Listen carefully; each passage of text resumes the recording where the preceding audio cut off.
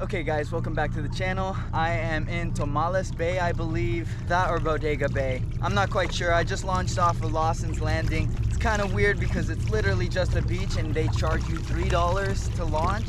So I'm going for halibut today. I'll be trolling around the herring, and I also brought my crab traps because I believe there are Dungeness crabs here. I'm just headed towards the mouth of the bay right now because I might end up going out to the ocean. They did say that in here the halibut bite has been pretty decent, so I'm not really sure what I'll end up doing. I think it does depend on the condition of the break out there. If the mouth is fully just going crazy, I'm not going to even try it. I have a full thing of battery today, unlike last time, so I don't think I'll have to end up paddling. And if I do have to end up paddling, that means I need a new battery because this is a 100 amp hour battery and it shouldn't be dying super quick. So this is going to be my first drop spot. Make sure that's upright. Wow, that's not deep at all. That must be like 10 feet or so.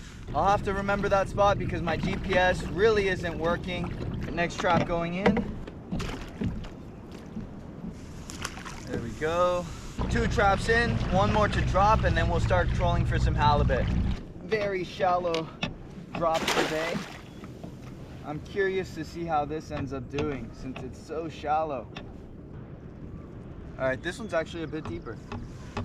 Anytime you're dropping any types of traps with a bunch of rope, make sure you use sinking line, because if you don't use sinking line, what might end up happening is that line will float, and if a boat just so happens to be going past it and the captain's not paying attention or didn't see the buoy, that can mean that you'll lose your crab trap because that propeller is just gonna mess it up and probably just cut it off. And then also it could mean that you might be responsible for damages to their boat. So just to avoid that, always use sinking line.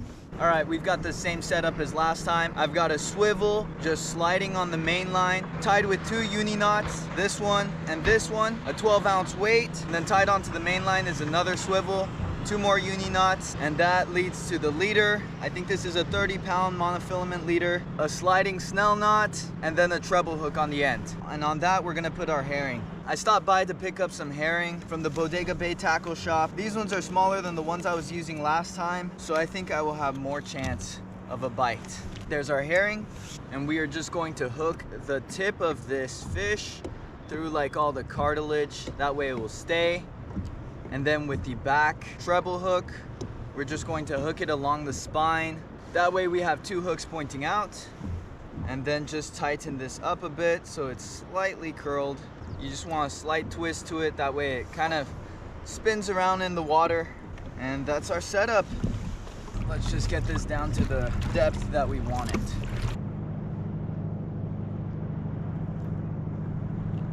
I just lost a halibut right over there. Oh, really? Yeah, I lost one. A keeper? Yeah. Oh, nice. One guy put one up there by Pumpkin Point. Okay. By Hog Island. Guy told me earlier this morning. So Yeah. They're in. All right, we're getting the first of the 3 crab traps. It's been in for around, I don't know, like 30 minutes. I've been trolling around, haven't gotten anything. I'm assuming that it's going to be maybe a couple of rock crab. I'm not too optimistic about the chances of getting some big Dungeness crab in this small area, but we'll see. All right, 100 feet of line to bring up. This is definitely my trap. Does it feel heavy? Not really. Let's see. Hey, there's a small Dungeness in here, nice. 1 small Dungeness crab. I didn't expect that. I expected a rock crab. And it's male too, so kind of surprising. Second trap. This one was the deepest one, I believe. Oh no, I'm not gonna be able to get it from here. No. Just back of that.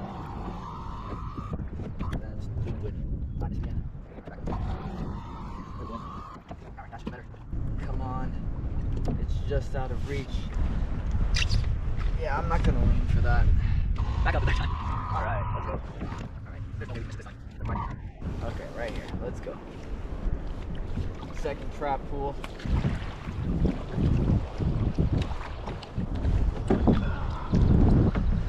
Oh shoot, you guys! There might be 1 keeper in here. Whoa!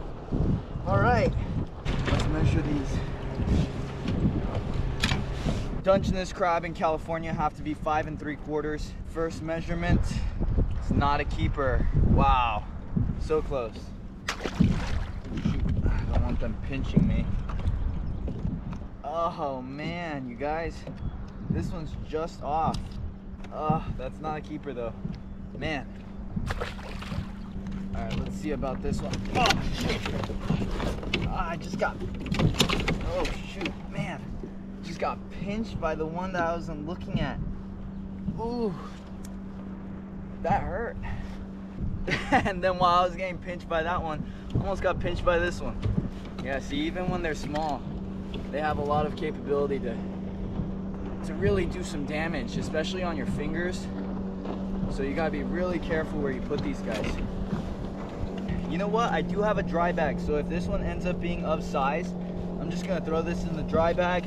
Thank you, Tuan. I've been taking out your dry bag for quite a while now because I have not seen you in a long time and had the chance to return it.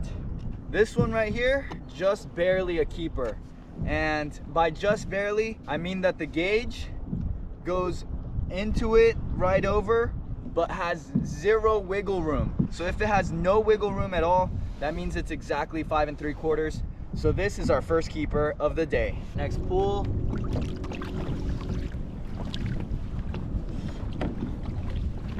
Oh shoot. Nice, more Dungeness crab. Let's go. Are they keepers though? That's the question. It looks like we might have one keeper in here. Oh yeah, this one's totally a keeper. Let's go, second keeper of the day. Wow, this guy's really got some flexibility. Look at the purple on this one. But you see how far back he can reach? That's like pretty far back. Just barely a keeper, but it is a keeper nonetheless. This is the second one that's exactly 5 3/4. Third catch of the day. All right, drop the traps back in. Time to continue going for some halibut. All right, either we are hooked onto something small or we just took some more kelp. Wow, running through kelp all day. Going for halibut is really not going well because I just keep going into kelp and then my rig ends up looking like this. It's a disaster. No sign of halibut. That one guy I was talking to earlier said that he caught a keeper but lost it around this area, and that in the morning someone caught one all the way down there. But other than that, I haven't seen anyone catch any or talk about any. So next time I come, I might try just going around this little piece of land and try some of the rocks out there for some rockfish. It's super nice having a trolling motor on the kayak. I just kick back and relax and let this thing do all the work. I'm just out here chilling, vibing. All right, well, the battery just died right when it took me around probably 0.7 miles because I drifted all the way down there. I expected the battery to last longer though, so I might need to replace this one because it's just a 100 amp hour one from Amazon, and I don't think a 100 amp hour battery should be barely lasting, you know. Luckily, it took me where all the traps are, so this is probably the last drop because I don't want to be paddling out here forever, you know. Plus the current's starting to pick up and it keeps pushing me back in, and my launch site is literally just right over there. So I'm coming up on the most shallow one. This was the one that had the small Dungeness crab. You know, it might not have even been off the bottom, so yeah, just one small rock crab. But I'm pretty sure the thing is, I just tossed them all out, so yeah, I feel like I just dropped a bunch of crab, but I mean, there's not really much I can do. I can't paddle and pull at the same time. So I'm just gonna grab this and then to see where it's at. I see it's up there, so we're gonna move up there more. That way I'm not pulling diagonal. More up.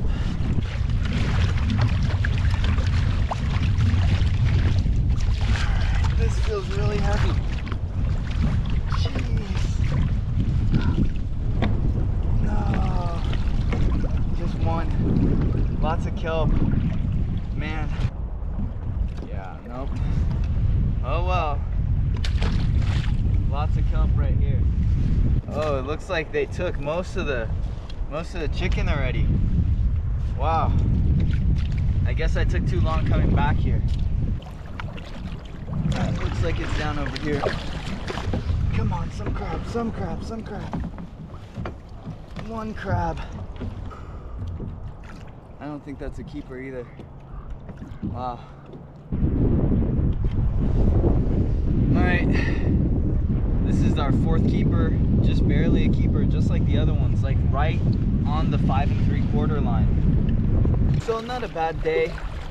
4-keeper Dungeness crab is pretty good. I just wish that the battery didn't die so fast because I was planning on staying out here another 3 hours or so, and I probably could have limited because I think I found that sweet spot over there. Well, that's it for this video. Thanks for watching, and I'll catch you guys in the next one.